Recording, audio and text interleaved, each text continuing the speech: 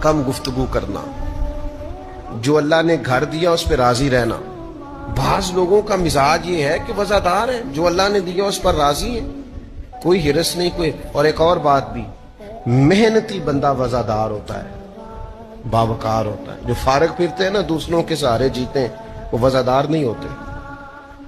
محنت کرنے والا، مشقت کرنے والا آدمی وہ باوقار ہوتا ہے۔ آپ یہ انداز دیکھیے نا، نبی کریم صلی اللہ تعالی علیہ وسلم ہمیشہ سادہ لباس پہنتے تھے، سادہ غذا کھاتے تھے، زمین پر بیٹھنا پسند کرتے تھے، معاف کرنا سرکار کا مبارک طریقہ تھا، لیکن وقار اتنا زیادہ تھا